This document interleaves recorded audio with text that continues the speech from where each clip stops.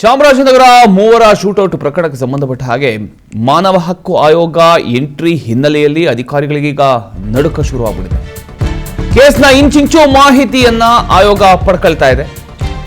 ಮಾಹಿತಿ ಪಡೆದು ಈಗಾಗಲೇ ತನಿಖೆ ಶುರು ಮಾಡಿರತಕ್ಕಂಥ ಆಯೋಗ ಮಾನವ ಹಕ್ಕು ಆಯೋಗದ ಡಿವೈಎಸ್ಪಿ ಅಶ್ವಥ್ ನಾರಾಯಣ್ ಸ್ಥಳಕ್ಕೆ ಭೇಟಿ ಕೊಟ್ಟಿದ್ದಾರೆ. ಶೂಟೌಟ್ ನಡೆದ ಸ್ಥಳ ಸೇರಿದಂತೆ ಧ್ವಂಸಗೊಂಡಂತಹ ಕಳ್ಳಬೇಟೆ ಶಿಬಿರಗಳಿಗೆ ಕೂಡ ಅವರು ಭೇಟಿ ನೀಡಿದ್ದಾರೆ. ಯಾವ ಸ್ಥಳದಲ್ಲಿ ಶೂಟ್ ಮಾಡಲಾಯಿತು, ಎಲ್ಲಿ ಮಾಂಸ ಸಿಕ್ತು, ಮೂವರು ಎಲ್ಲಿದ್ರು ಅಂತಕ್ಕಂಥ ಮಾಹಿತಿ ಕಲೆ ಹಾಕಿದ್ದಾರೆ. ಮಾನವ ಹಕ್ಕು ಆಯೋಗಕ್ಕೆ ಎಲ್ಲಾ ವಿವರವನ್ನ ಎಸಿಎಫ್ ಮರಿಸ್ವಾಮಿ ಕೊಟ್ಟಿದ್ದಾರೆ. ಸಿಬ್ಬಂದಿಗಳನ್ನ ಒಬ್ಬೊಬ್ಬರನ್ನಾಗಿ ವಿಚಾರಣೆ ಮಾಡ್ತಾ ಇದ್ದಾರೆ. ಸೊ ಈಗ ಚಾಮರಾಜನಗರ ಮೂವರ ಶೂಟೌಟ್ ಪ್ರಕರಣ ಮತ್ತೊಂದು ಮಹತ್ವದ ತಿರುವನ್ನ ಪಡ್ಕೊಂಡಿದೆ.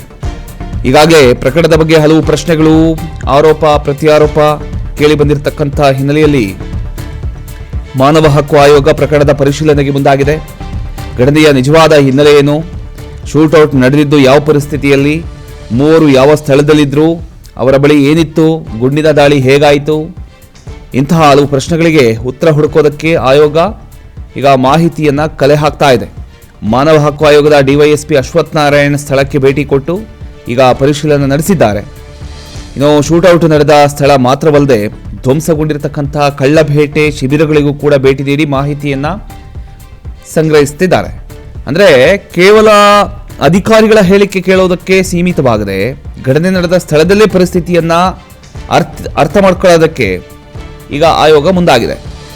ಆಯೋಗದ ಮುಂದಿರತಕ್ಕಂಥ ಒಂದು ಪ್ರಮುಖ ಪ್ರಶ್ನೆಗಳು ಏನಂತ ಹೇಳಿದ್ರೆ, ಯಾವ ಜಾಗದಲ್ಲಿ ಶೂಟೌಟ್ ಮಾಡಲಾಯಿತು, ಮೂವರು ನಿಖರವಾಗಿ ಎಲ್ಲಿದ್ರು, ಮಾಂಸ ಎಲ್ಲಿ ಪತ್ತೆ ಆಯಿತು, ಗುಂಡಿನ ದಾಳಿ ನಡೆದ ಸ್ಥಳ ಹಾಗೂ ಮೃತರು ಇದ್ದಂಥ ಸ್ಥಳದ ನಡುವೆ ಎಷ್ಟು ಡಿಸ್ಟೆನ್ಸ್ ಇತ್ತು, ಘಟನೆಯ ಸಂದರ್ಭದಲ್ಲಿ ಅರಣ್ಯ ಸಿಬ್ಬಂದಿ ಎಲ್ಲಿದ್ದರು, ಇಂತಹ ಒಂದು ಮಾಹಿತಿಗಳನ್ನು ಅಧಿಕಾರಿಗಳು ಹಾಗೂ ಸಿಬ್ಬಂದಿಯಿಂದ ಆಯೋಗ ಪಡ್ಕೊಳ್ತಾ ಇದೆ.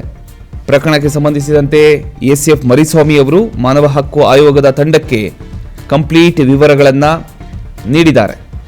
ಘಟನೆಗೂ ಮುನ್ನ ನಡೆದಂತಹ ಬೆಳವಣಿಗೆಗಳು, ಶೂಟೌಟ್ ನಡೆದ ಒಂದು ಸ್ಥಳ, ಸಿಬ್ಬಂದಿಗಳ ಚಲನವಲನ, ಘಟನೆಯ ನಂತರ ಸಿಕ್ಕಿರತಕ್ಕಂಥ ಒಂದಿಷ್ಟು ಮಾಹಿತಿಗಳ ಕುರಿತು ಆಯೋಗಕ್ಕೆ ವಿವರ ನೀಡಲಾಗಿದೆ.